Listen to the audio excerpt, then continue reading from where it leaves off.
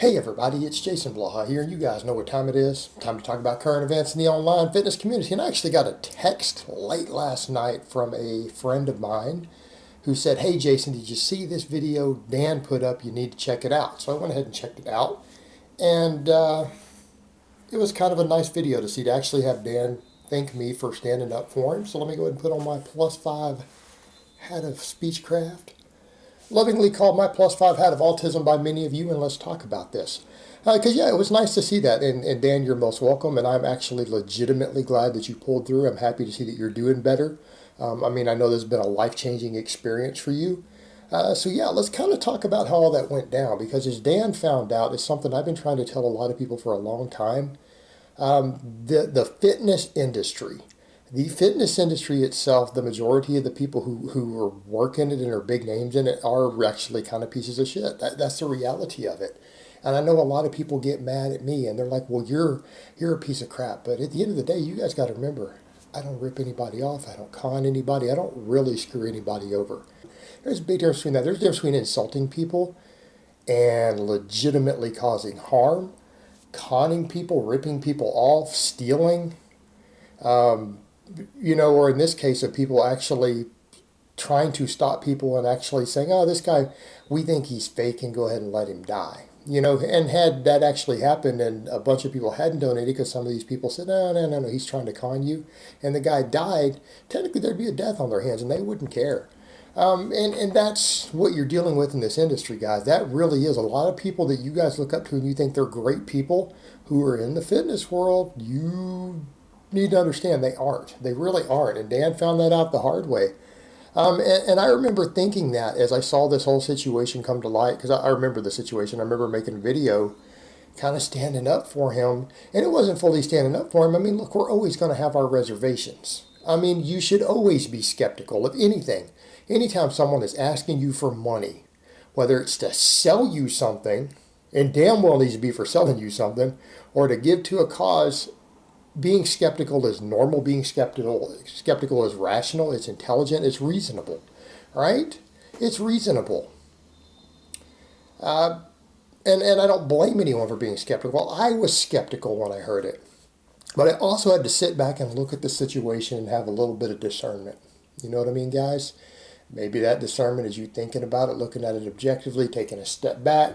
It could be praying. It could be whatever you need to do to kind of assess a situation like that. I remember looking at this situation and seeing someone like Jerry Ward's a perfect example. Well, standing there saying, well, I think he's scanning. If he isn't updating this fast enough, and if I was fighting for my life, I'd be updating as fast as I could. I'd be showing proof as fast as I could to make sure that I don't die. So I think he's scamming people. And I'm sitting here listening to someone who sells supplements. Okay? Let's step back over and look at scamming people in general. If you sell supplements for a living, you are a scam artist. And let's kind of come back over to that point. All of you people out there who see the people who literally sell supplements for a living. Supplements don't work, guys. Okay? So let me state that again. 95+% of supplements do not work. So you got people in this industry who literally make their living and in some cases make fortunes selling products that do not work for a living. Now let me ask you a question. Is that any different from someone scamming you, begging for a charity that's fake? Claiming they need a surgery that's fake? It's literally no different. Why? Because these people who sell the supplements know they don't work. And if you're making $1 million selling products that you know don't work, that's direct fraud also. And the whole industry is built on fraud. Between the supplements, the fake natties, all the stuff that goes on behind the scenes, the fitness industry is dirty. It's real dirty and nasty. And so to me, it was I'm looking at this going, wait a minute. There are people who are professional con artists. Literally, I don't mean they get up and make, what some of you guys think is a con artist. Oh, they lied about something. No, they literally sell products that don't work, knowing they don't work, and sell them for a lot of money. Okay, that is a professional con artist. And they can be the nicest person in the world. In fact, they usually are. I mean, how many of the guys who were, it turns out, or turned out to be terrible people, everyone says, but they were so nice. I mean, Rich Piana, the stuff I've heard from insiders and, who knew him very closely, I've heard some horrific stuff about the guy. I'm not going to drag all that out, but how many people out there are like, oh, he was a great, nice guy in public? Yeah, because when you're a sociopath, it pays to put on a really nice face in public. Pays a lot. You friendly, smile, shake people's hands. Be the friendliest person in the world in public. What do they do behind closed doors? Okay, right? I mean, you'd be surprised also. I mean, people have this idea in their head that, oh, they have a view of what they think a pedophile looks like. You know what a pedophile looks like in the real world really looks like? They're charming. Children love being around them. They love being around children, and they just love children, and they usually have a nice, warm smile, and they always have gifts for people, and they're kind people who hug everybody. Okay, that's actually what you need to be worried about. Because if they're good at it, they've been successful at that horrific act, they have to be able to put on one hell of a front if they're going to be successful at it. So when you look at the world from that context, of course they're nice people. Of course the con man's a nice person. He wouldn't be a very good con man if he wasn't. They can smile and look charming and handsome and be friendly and warm, right up until they sell you duck eggs, claiming that these $700 duck eggs will, reduce your lifespan. I mean, they'll reverse aging, right?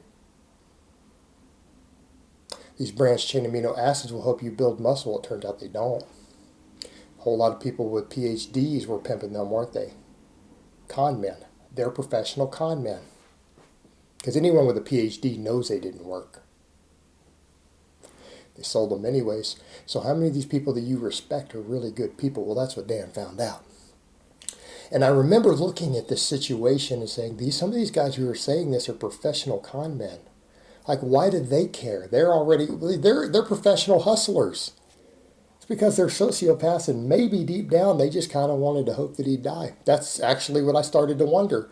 And I stepped back, looked at the situation. Actually, I got in touch with a friend of mine who had some inside information, because contrary to what a lot of you believe out there, I do have friends out there. It's just that no one wants to admit to being my friend because of all the bullshit that goes on.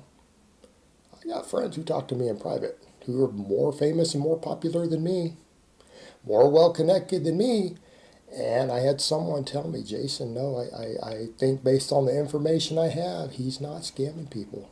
This guy's going to die. So that's why I jumped in and made the video and kind of broke it down. Because, and I wanted people to understand that, look, when you're dealing with something like this, you've got to look at your own conscience and look yourself in the mirror. Now, these sociopaths, they don't care. They can look themselves in the mirror. You got to remember that. The horrible, terrible person can do awful things and look themselves in the mirror after hurting lots of people. It's not a problem for them. And I kind of remember breaking it down for people, saying, look, you got to look at it this way. Is it a possibility it's a scam? Of course it is. It's a possibility. But this guy's sitting here pleading for his life, and a bunch of people who are con artists are saying, oh, no, it's just a scam, as if they really would care. So it's like, okay, it might be. But what if it's not? What if it's not? What if this guy really is dying? What if this guy's going to die? And what if a bunch of people who weren't going to miss the money? Because it's one thing to say, okay, if you think something might be a scam and you're really going to need that money, man, that $50 or that $20 is really going to make or break you. Your family's going to suffer. You're going to go without because of it. By all means, don't give it to somebody. No problem. But if you're not going to miss it, and it's your extra money, your side money, your fun money, your play money, right? We all have that. And you felt compelled to consider giving it to this guy because his plight touched you, right? And you're like, okay. And then if a bunch of people didn't give it because they heard on the internet it might be a scam, and then it changed their mind, how are you going to feel about it if it comes out that the guy did die and you're one of the 100 people who was going to give who didn't? Because you heard on the internet it might be a scam, and you're just like, screw him, right? It's like, well, you're going to have to look yourself in the mirror later. You're going to have to look yourself in the mirror and go, man, I actually was going to give the guy money, But then, Junkie Ward said he thought it was a scam. Well, and it's turned out, as he told the story now, after the fact, you can see the scars, you can see the stuff, it wasn't a scam. The guy was legitimately dying. And then he's like, yeah, and it was hard for me to post updates because they had me pumped full of morphine. I was in pain and they would pump me full of drugs and I couldn't always even use my phone. It's like, damn, bro. Damn. And you look at that and go, that actually makes sense. It makes sense. And at the time, people were like, oh, that doesn't make sense. I'm not buying that. But then you look at it after the fact, he's like, no, here's what went down. And I do understand. I have been given morphine in the hospital before one time.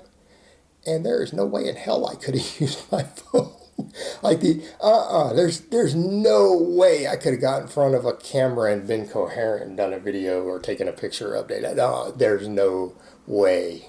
Not even possible. And so that's what it really went down.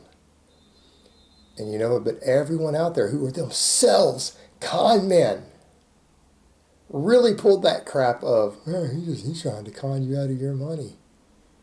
The dude almost died. He fought for his life. But you know what? It's where we step in the situation, look at it and say, you know what? God is good. And it's one of those things, and this is where people don't want to hear your religion, but I did pray about it. I did pray about it. And after I prayed about it, the other individual came and talked to me. I'm like, okay, maybe that's the sign I needed. Maybe I need to just make sure. And maybe, just maybe, a couple extra people helped donate. It might have saved his life. My efforts may or may not have helped. I don't know. I don't know if they did. But Dan's okay. He's alive. It's been a life-changing experience for the guy. It's let him kind of see the truth of this industry, and I think it did expose a lot of the sort of people who really and truly are in this industry. And at the end of the day, the bad people in our whole industry and community aren't always the people who you think are bad or the people who maybe been propped up to be the bad guy. You'd be surprised. Not always the way you think it is. And sometimes the people you think are the nicest and the kindest, sometimes you got to watch them because a lot of times that is a face. And a lot of times the people who are the assholes, maybe we do mean well. All right, guys, but that's really all I have to say on that today. I hope it's been informative, and I will talk to you guys next.